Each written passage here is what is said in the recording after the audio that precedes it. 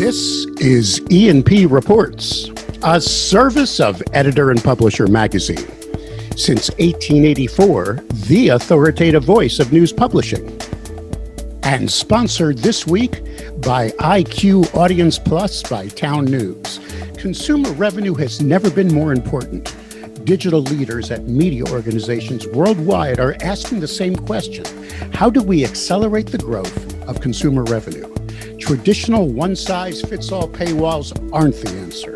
They're blunt instruments that treat all visitors the same way, costing you money. IQ Audience Plus by Town News is a smart, dynamic metering solution that empowers you to maximize revenue by identifying key audiences, seeding engagement, and growing membership and subscriptions.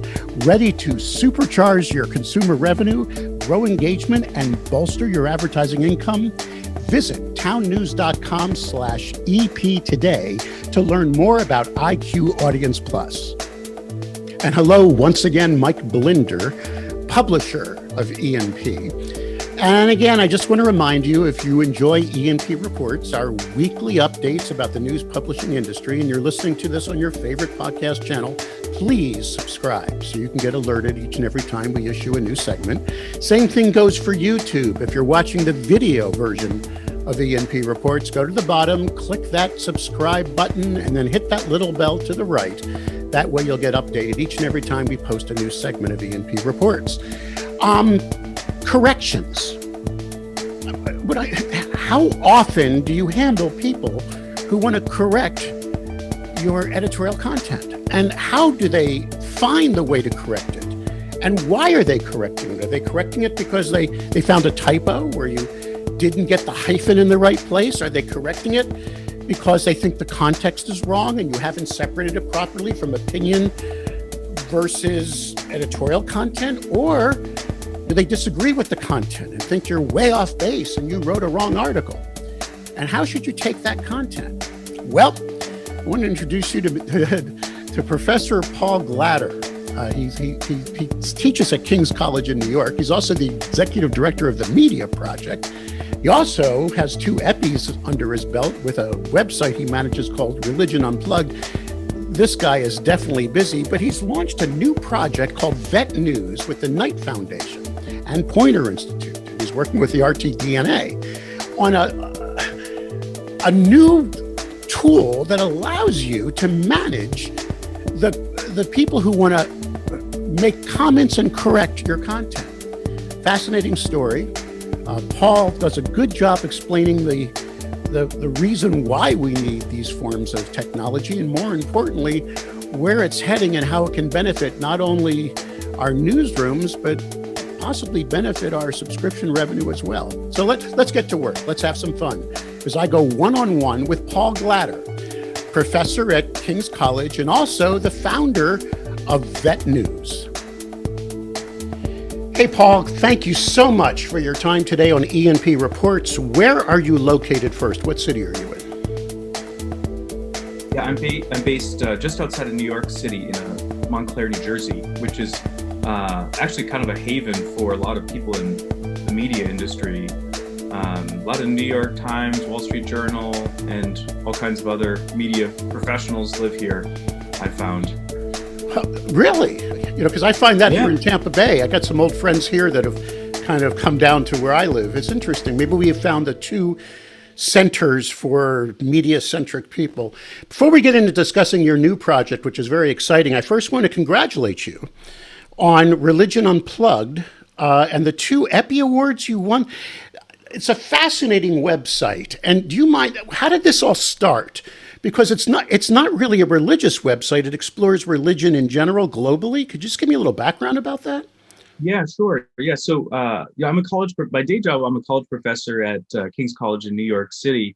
I used to be a Wall Street Journal reporter. So, myself and my team, I'm interested in doing journalism, not just teaching journalism with my students. And so I think for the last 7 years, I was asked to lead a nonprofit called the Media Project that is a network of journalists in different parts of the world. It was started by a Norwegian journalist, a copy editor, who passed away in 2014. And this organization, the Media Project, had done some training, especially around religion reporting in different parts of the world. That was the organization's niche, because they found a lot of, Western, European, and even U.S. International nonprofits in journalism weren't touching that topic at all, even though that topic is really, important to international journalists in places like Africa, Latin America, et cetera, India. So we had this wonderful network built, and sometimes people in the network were sending us stories to publish at our website, which themediaproject.org. And I found, as I was asked to consult and then lead this organization, I found, frankly, at an organization's website where you have your education programs listed, that's great. But when you start trying to publish journalism there, there's too much going on. So I think it was 2019, we decided to create a separate standalone news magazine, online news magazine called religionunplugged.com. It's kind of a homage to Eric Clapton MTV Unplugged series. I think Eric Clapton's Unplugged album was like the best-selling live album of all time. I have a copy. Yes, yeah. Right. We, as a name, we sort of liked.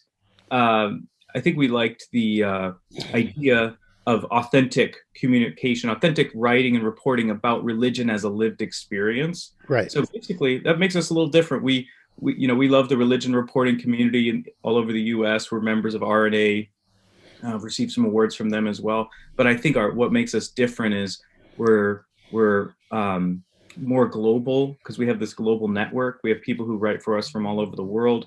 We try to be a place where younger people can learn how to do religion reporting, hop into that and just do it.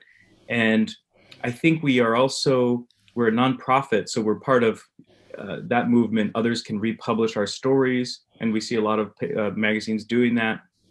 And, I think that's one of your links, right? Steal our stuff. Is that how you put it there? Yeah, exactly. Yeah, steal our stories. Yeah, you're right. Yeah, and I think we also try to be, what makes us a little different is we're less sectarian than some of the religious press in the U.S. Where like you have the Baptist News or the Jewish Forward or other publications, which are great and serve a special niche audience very well. And so we want to be more open to religion stories of different kinds around the world, and to be slow journalism movement. So we like to try to find stories that others are not doing if we can, and sometimes we succeed in that, which makes us happy. So, well, you're a busy guy. How you found time to start this is beyond me. It's nonprofit? How is it funded though? Is it contribution? Do you have a grant? How do you keep this thing going? Yeah, so we're grant funded, and we have a major donor is a former religion reporter from the OC Register, Roberta Amundsen, who's our publisher. And so we've received other grants, and we're part of Google Nonprofits. So we're a lean startup, nonprofit news org that, we're growing, we're excited, and we want to keep growing, which is always a challenge, but fun. It's funny, I'm not a judge, with what we had a team of 28 judges for the Eppies. We had huge response this year. When I saw yours come through, I was fascinated, because it's just amazing. I had no idea your site existed. But now my degree, my minor at GW was religion. This was way back in the 80s. So I've always been a student of different religions and understanding. You have a wonderful perspective, and it's a great site. So you got a free plug here now. How will someone find the site? It's just religionunplugged.com, right? That's exactly. Yep. And you can find us on Twitter at Religion Mag, or on Instagram, Facebook, all the other social platforms. But you can sign up for our emails at religionunplugged.com, and then you'll get our headlines every week. All right. Well, let's get to the meat of what we wanted to discuss today, because you sent us some information about this. You're the executive director of the Media Project, right? And you're basically you started this new initiative with the Knight Foundation. It's called VettNews. Why don't you give us the background on it? Yeah, okay. It's actually a pretty good story. So if we have time to tell it, should I tell you of how it came to be a little bit? I want to hear the backstory. Go for it, sir. Okay. All right. So I am a journalism professor, and as a professor, I'm fortunate my institution doesn't require me only to do scholarly research. They give equal rank to popular writing, which I think is really, really good for colleges and universities to do for journalism faculty. But I am interested in research as well. So And also, I'll mention this as a precursor. I teach a class on entrepreneurship and journalism. So I want every student, undergrad student I teach, to go into our industry thinking about revenue and audience and how to help find solutions and not just be whining about the change happening in the industry. We haven't mentioned can I mention that you're at King's College in New York City? That's where you teach, right? Sure. Okay, so go ahead. Yeah. Go ahead. Yeah, so I teach that class at King's College, and anyway, so I had for about 6 years between 2013 and 2019 while I was teaching at King's, and also I was also getting an MBA, and I had a blog on Forbes.com about creativity and leadership, it was part of my MBA, some fellowship work I was doing for the MBA program. And around 2017, we had a new inauguration for a new president. And there was a dust up around alternative facts, and some of us may remember that. And so I started getting messages, Mike, on Facebook from one friend was a former journalist who wrote to me and said, "Hey, I know I'm more left leaning in my politics and view of culture, but I'm having a hard time getting out of my echo chamber on Facebook and these places where I'm seeing headlines. And I'm wondering what would you recommend, Paul, for me to read on the other side of the political spectrum?" And then almost the same day, I got a similar message from a friend from Alabama who's on the right, wondering what should I read on the left that's, not misleading. And I think I was getting those kinds of messages. And I think what we were hearing was at that time, we know now when we look back, there was a lot of some disinformation. Hoaxes were more prevalent at the time. And I think people were realizing something was wrong with the algorithms or with their information diet. And so instead of writing back to people individually, I wrote this post on Forbes, Mike, that explained my take on how to tell what are legitimate news outlets from what are not. And, I think the title was, something similar to that, how to find real facts rather than alt facts, in news. Wow, okay. And anyway, so in that piece, I listed my top 10 favorite news outlets and why. And so they were from different parts of the political spectrum, and explained some of the reasons why those. I was trying to explain to non-journalists, like why major publications have the kind of audience and reputation that they do. And I think people liked that. But I also explained in part of the intro a few principles to people, like, does the new questions to ask when evaluating a piece of content and who produced, don't just look at the piece of content, see who wrote it or produced it and what's the organization, the source, where did it come from? And then look deeper onto the website to find out, do they label opinion clearly?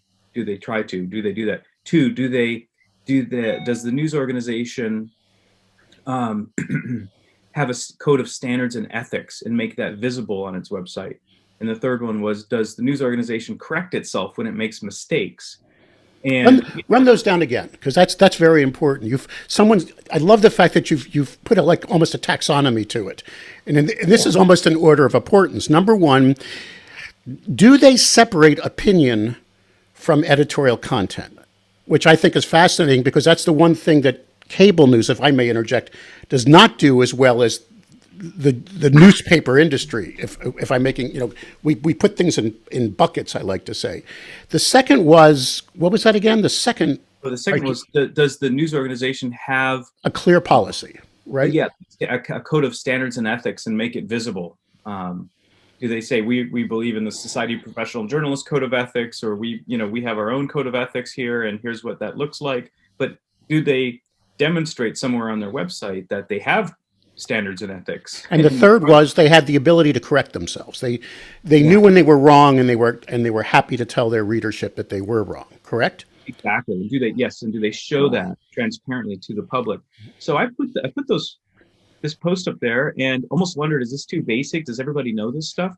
And I mean, the piece, like, I think it was Super Bowl week, and we had Donald Trump was the new president then. I didn't realize how it would hit the zeitgeist, but it's gotten more. I think it's close to like 3 million views now.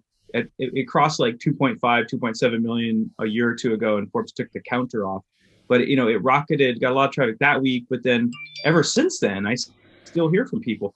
But the initial huge boom of that first few months of that post, it kind of took on a life of its own, Mike. So I was getting a lot of tweets and emails from people saying, "Hey, this is helpful. I'm using this in this high school class I'm teaching," or "Hey, could you build something that helps us understand and catalog news organizations, and could I help you build that?"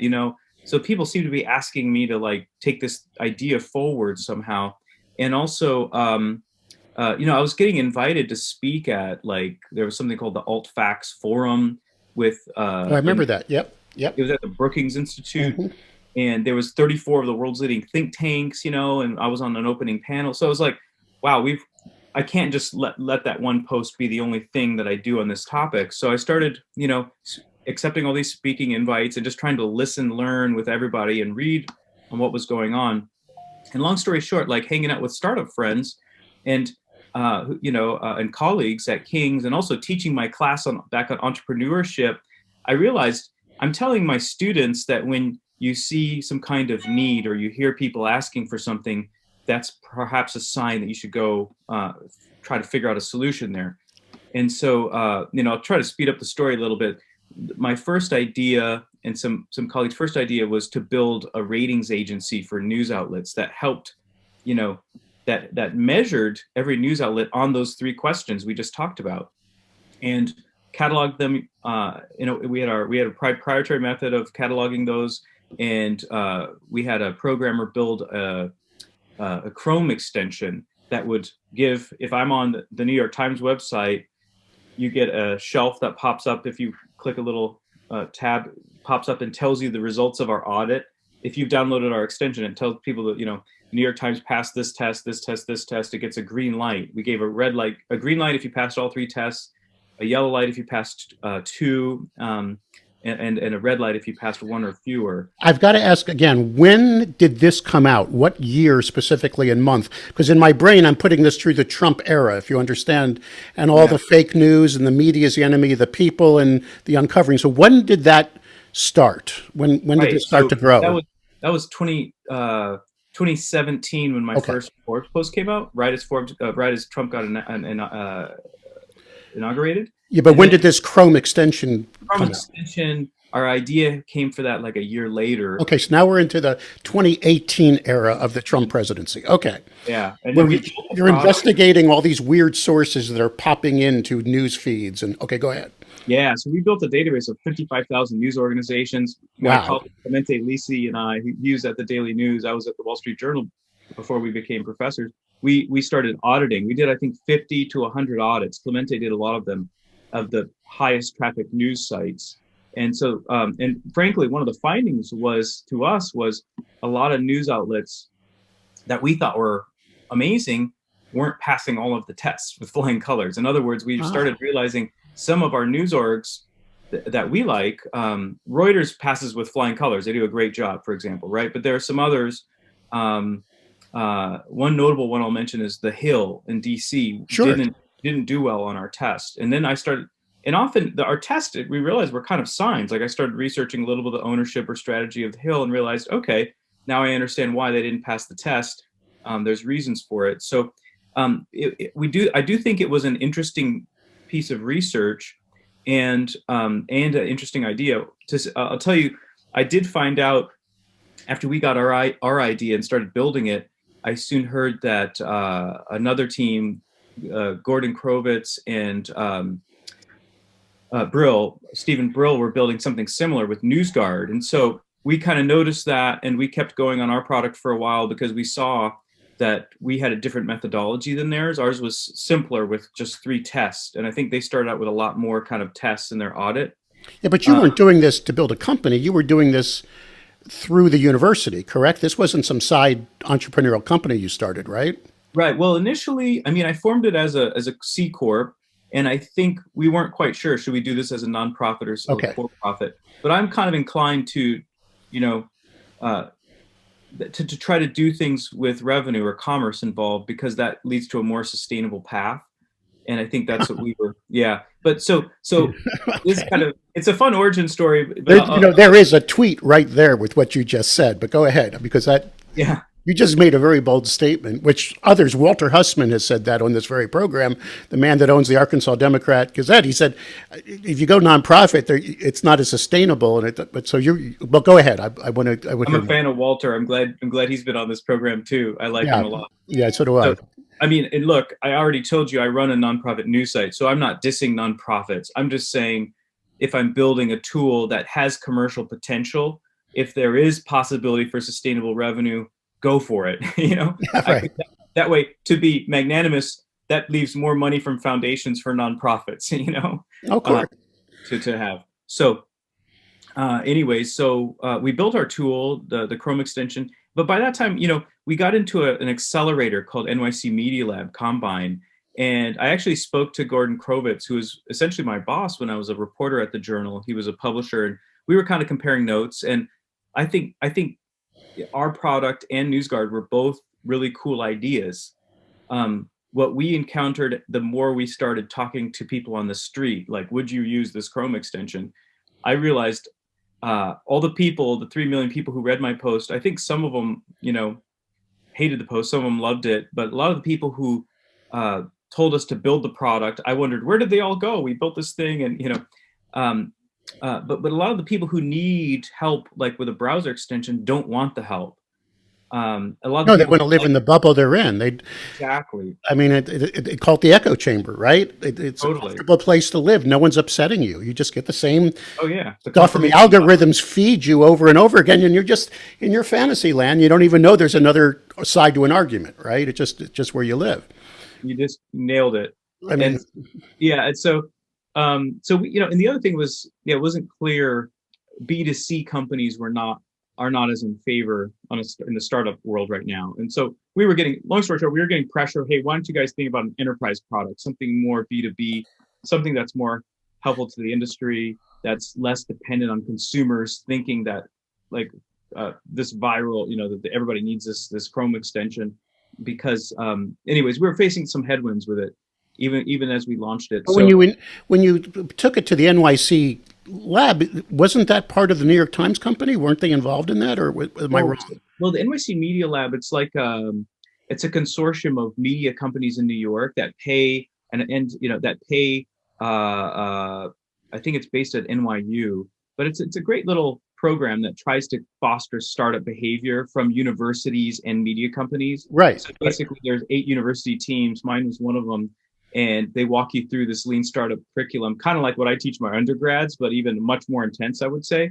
And then they put you on stage at the end of 8 weeks or whatever, and you have to pitch to a room of 120 media executives. And so by the end of our 8 weeks, we had spoken to like 30 media companies, and we basically started hearing like that. One striking interview from a major publication. They got honest with me and they said, "Look, what you guys are built, what you built, and what NewsGuard built is pretty cool insofar that it helps people spot hoaxes and hopefully come to our site instead of hoax sites. But we also feel like we need help. We feel a little exposed by such an audit. We want more tools. We want more." We started. So this person started bouncing ideas for tools, and my team and I started bouncing ideas for tools, and we started that process, starting to listen to college newspapers, pro newspapers. And one thing that we came to, Mike, was we started realizing, that insight that that a lot of companies haven't translated their standards and ethics or their corrections process, let's say, online in a smart way. We wondered, let's go deeper on those issues, on those 3 main audit tests. How can we help news organizations instead of judging them? Can we build something that's going to help them, do better on corrections? Well, And now you're taking us down to VettNews, because you said those are the 3 criteria that you established back in 2017 for what is a credible news outlet, but the ability to correct themselves, which was number 3.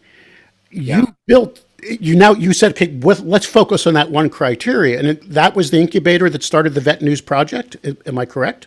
Yeah. So basically, I was on stage at the WNYC their hall, Right. where we had the demo day for this incubator, and I actually pitched 3 ideas, and all the media companies in the room that we spoke with afterward, and they seemed very interested in our ideas.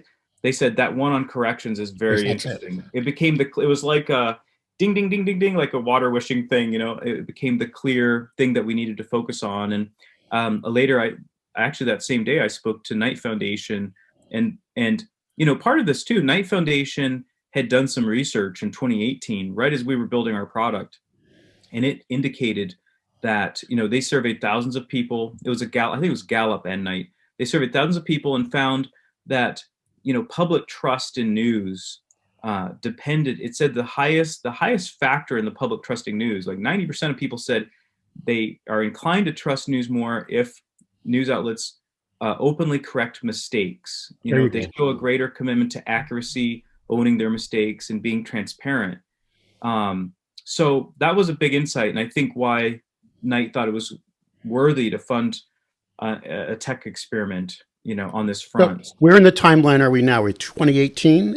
Where are we now? That was spring of 2019 now. Okay, so we're now getting really close to today. So you bumped into Knight Foundation with them saying this correction thing is brilliant.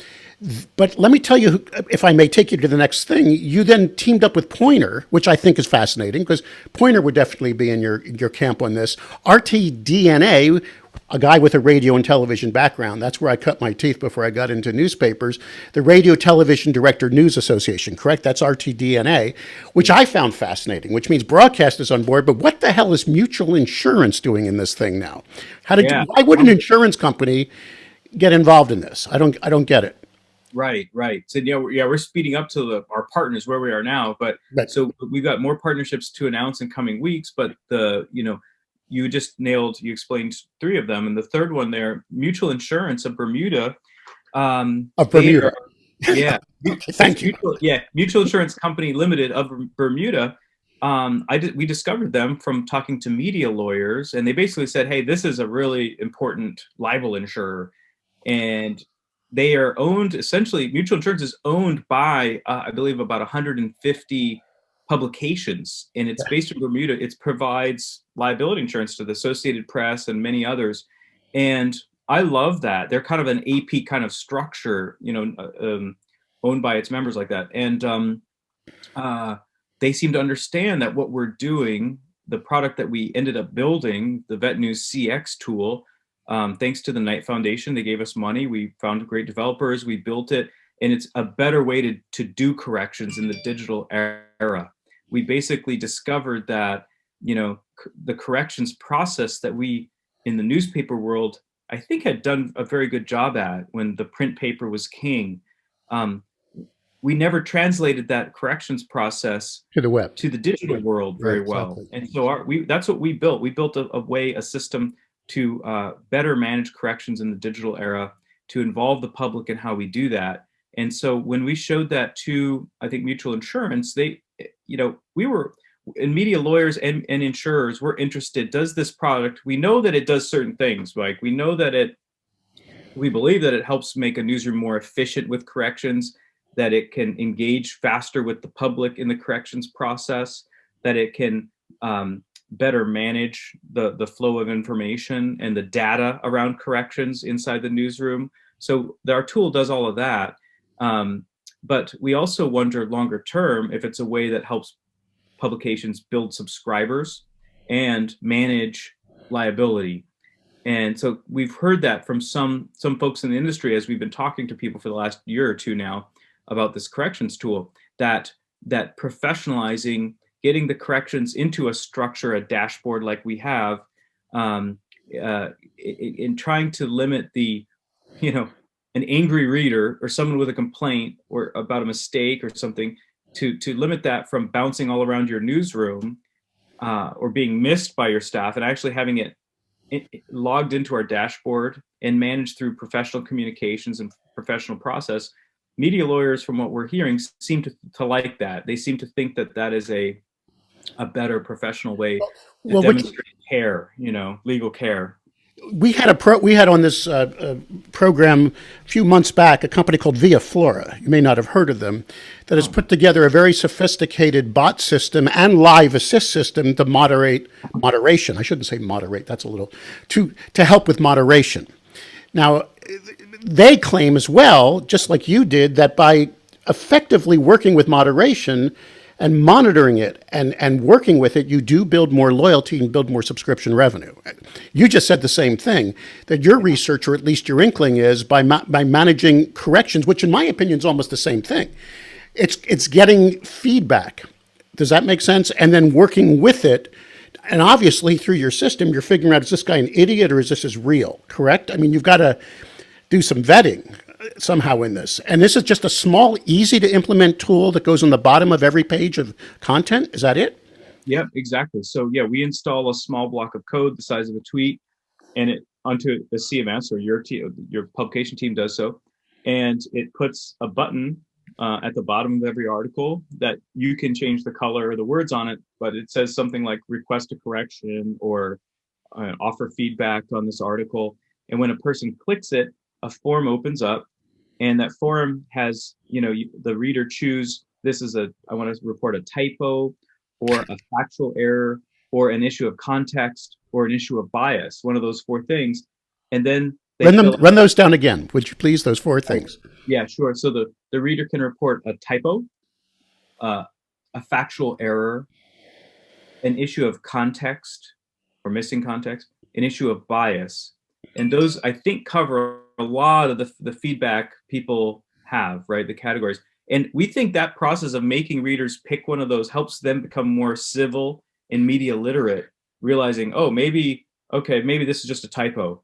No, I think it's excellent. We send out an email twice a day. 57,000 is my current subscriber database when we did this recording. And I always get the same gentleman. I don't want to get him in trouble. He's wonderful because at least he's reading. I always say the opposite of love is not hate, it's indifference. Reading my emails.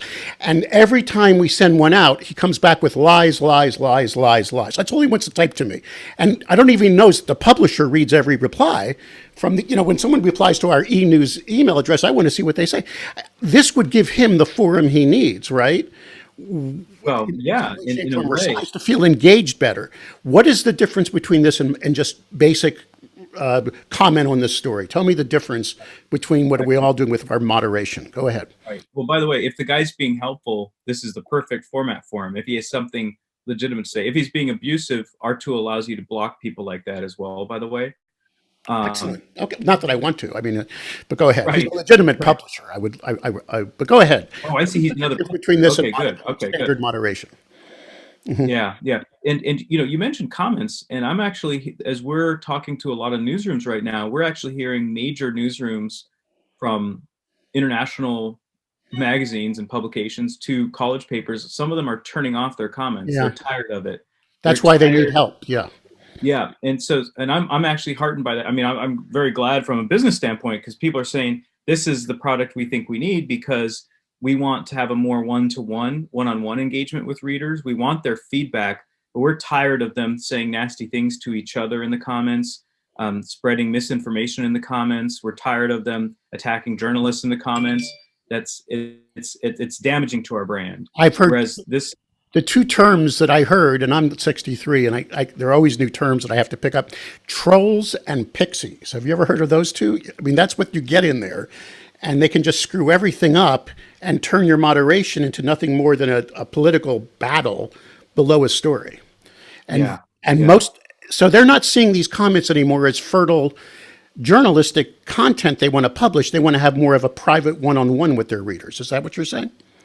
Well, yeah, I think some of the publications we're hearing from, our tool, because you fill out the reader has to fill out their name, their email, a phone number is optional, but strongly urged. And they have to explain what was, the issue in the story that they want to talk about.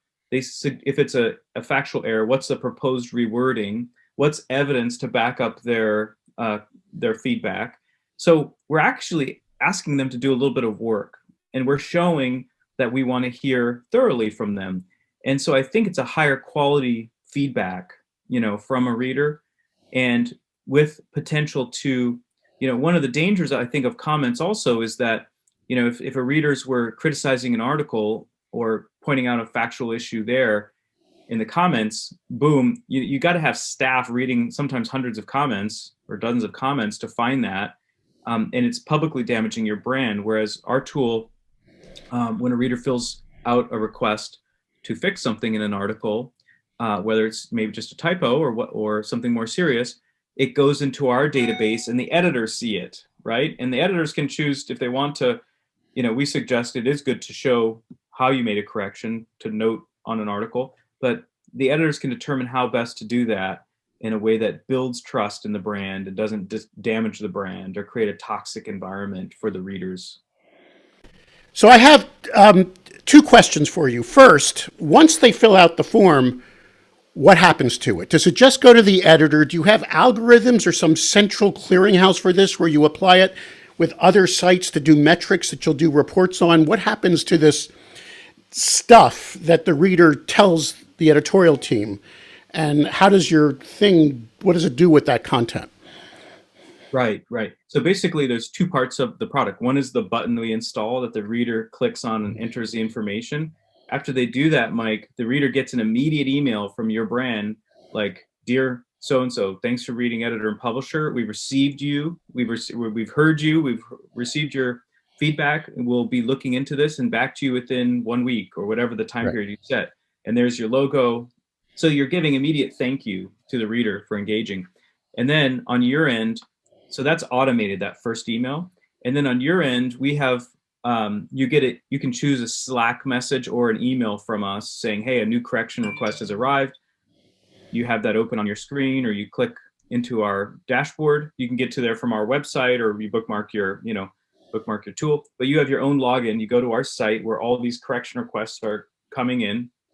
And, the dashboard looks very nice. It's like a kind of an email type interface. We've got analytics built in, so all of the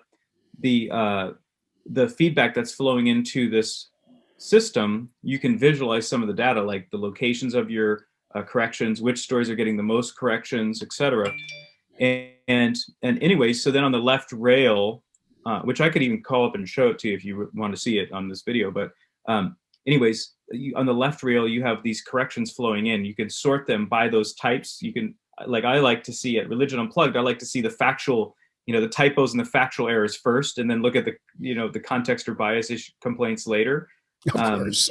In terms of immediacy of because you can fix the typo in 3 seconds and you can't do much. I get it. Right. So it's all there. It's all archived on our platform for you. And then basically the way you're able to then, if you get 10 on one topic, you have one article that you hear from 10 publishers on, or 10 readers, we have a way that you can batch those together and address that group as, with one thoughtful email, and click a button and a nice professional email goes out to all of them telling we've accepted your request and here's why, or we've rejected it. And at the bottom of these emails, you can tell people, sign up for, if you don't get us our email already, sign up here, or here's our Twitter channel, or thank you for your feedback. You're helping keep us accurate. Here's a gift card. You could use it as a reward mechanism or engagement tool, those emails that go out as well. And I'll give you one example. At Religion Unplugged, when Joe Biden was elected last fall, I got, I think, 5 or 10 correction requests on an article that my colleague Clemente Lisi wrote. He wrote a piece analyzing how Joe Biden will be is the second Catholic president after JFK, and it was an analytical piece. And so I had several readers who were writing, I guess they were from conservative Catholic backgrounds, writing to say, Joe Biden is not Catholic, even though he says he is, because he doesn't believe XYZ Pope, encyclicals, and B, he wasn't elected, and that hasn't been proven. And so I wanted to write a thoughtful email to them, but I did that all at once and sent it to all of them and just said, I was able to, I think, thoughtfully express why we stood by the piece and didn't say anything wrong with it, and why this XYZ evidence is in society is why we're, why this piece was accurate. And I didn't hear back from those readers, but I think that kind of approach is what we need in our society right now. Okay, so now, can that editor, while he's in that back-end interface, publish any of those on the bottom of the story, or this is all for one-on-one behind the scenes? Do you offer that as an option?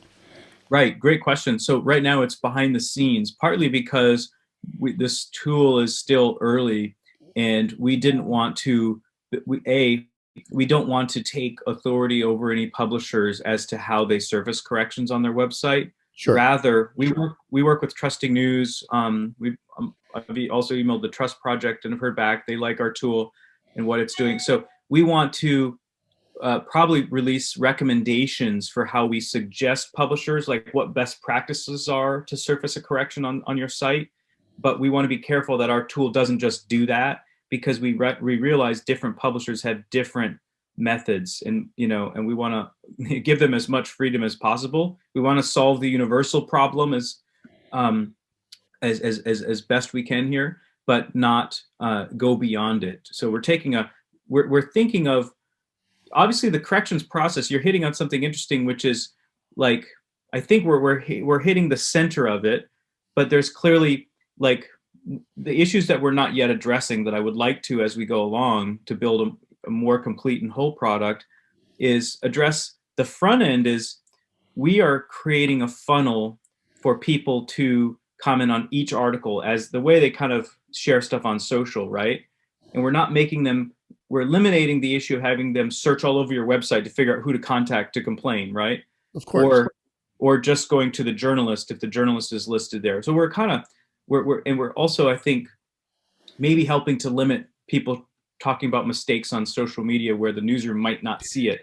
I had that as my fourth question, because okay, right. That's what you really are doing, and people aren't going to scream and complain, which happens to us all the time. There's a group of Neiman people. Well, I don't want to say that. Take that out. Everybody forget I said that.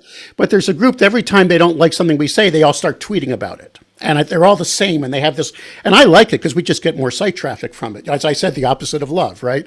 Okay, but you didn't answer my other question. Are you collecting this data back end anywhere so you can put out reports on what's getting the most correction or the most disagreements? Or, I mean, is there any report in our future from all this? That's great. Sorry, I didn't hear that initially, but yeah. So we get some data. And if you're our client, you have your own login. Only you can see your data. Not any other client cannot see your data. And that, I think the data we surface right now is quite useful. Okay. And there's legions more data we could create for you with our developers.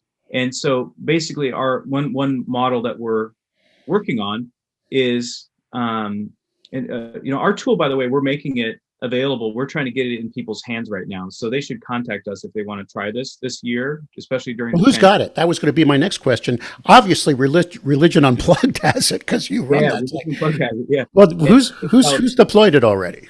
There's 13 others that have deployed it, and there's about 8 more who are in various stages of getting ready to install it. And we've just rolled out these deals with, like, RTDNA and Mutual for 12 of their members. So our goal is to have at least 30 this year, and I'd love to see closer to 50 or 100 using it this year. And I think the future, just to answer this issue of data, and I think the future is a premium model is to offer more data, more reports back to a newsroom for paying customers down the road. Does it cost anything? If I want to deploy it on E&P, what is my fee? How does that work? Right. So this year, I mean, we are talking to a few larger clients that we would like to pay, even corporations that publish stuff, right? Like, consulting firms, big banks, big corporations, ratings agencies. A lot of these have publishing divisions now, and we've been talking to some of them already. And those are clients that we would like to pay now if they want to use the product. We're happy to do a little test or whatever, but our passion is making this tool available to the news industry. And so we're trying to keep that, prices low. And during the pandemic, and while we have this Knight Foundation grant until June of this year, we're basically making this product free to select partners this entire calendar year. And then we'd like many of those to transition to a paid model 2022. And the pay, we've set a pricing model based on traffic, and I should have that in front of me, but it's okay. Just a minor fee if someone is interested, is what you're saying. Yeah, $50 a month is one standard fee. Much smaller publications, I think it's 15 a month, and then the largest is, well, there's the second to largest category is 1,500 a month. So it ranges between $15 to 1,500 a month as a set fee, unless there's super large publications. We have a different extra model there, but that gives you some idea of where we're going with a subscription style pricing model. Well, I'm going to have to bring this home now, if that's okay with you, only because I was told if you go over 30 minutes, I mean, I could listen for, this has been fascinating, and I love what you guys are doing, especially since we caught you in your infancy and we're watching this grow. But I think this is amazing. Can I just mention that the word vet, why you call it VettNews, is a Swedish term for what? That's what, savvy. Yeah, VETT. It's a Swedish word that means savvy. And I liked it.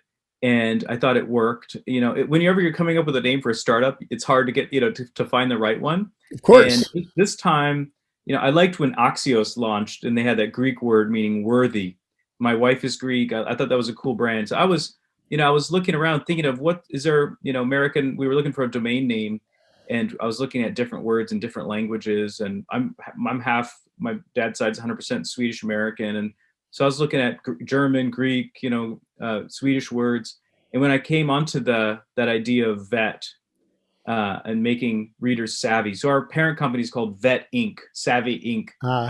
We actually own a lot of domains on different sectors, so VettNews is our vertical, where we built CX tool, the corrections tool, and where we're trying to make people more savvy about the news they read, trying to make publishers more savvy in a digital era. For all of you that are listening to this on your favorite podcast channel or watching it on YouTube, now you know what Axios means as well. That's very good. Thank you for dropping that in. If someone wants more information about taking advantage of this tool, and we have thousands and thousands of news publishers of all shapes, sizes, colors, stripes, big markets, small markets, even pure plays, how would they get a hold of you? Where do they learn more information, sir? Great. Easiest, Mike, for them is to go to VettNews.com. We can fill out a VETT, two T's, right? VETTnews.com. They can fill out a form there to contact us. They could email me, tweet at me. I'm Paul at VettNews.com simply for that company, and I'm at Paul Glatter on Twitter. So just reach out. We got a lean team. We love dealing with our customers directly. And we're trying to, you mentioned something earlier, which is the TV industry doesn't have as much track record on some of these aspects of like labeling opinion or doing corrections. And it's exciting to think, RTDNA is making our tool available to its 1,600 members, 12 for free on trial, others with a discount after. All these TV stations around America, Mike, are, almost all of them have websites and are publishing tech stories, and they get a lot of traffic. And I think this tool will help them demonstrate their standards and ethics and build trust with their new audiences in a new way. I think that, while we're going through a lot of frustrating, difficult changes in our industry, to me, there's a lot of hope too. There's a lot of potential for the future. And I think that if we get this right, corrections in the digital era and building trust in the digital era, I really think we're going to see a renaissance of journalism in the digital era as well. Paul, we really appreciate your time. I also invite our audience to take a look at Religion Unplugged, fascinating website. And congratulations again, 2 first-place Epi winners. That's great. And the judges just loved it. And of course, we're going to keep an eye on VettNews as well, see how it progresses in the industry, and check up on the days to come. Please stay healthy and stay in touch with ENP as this project progresses. Thank you so much. Great to talk to you today.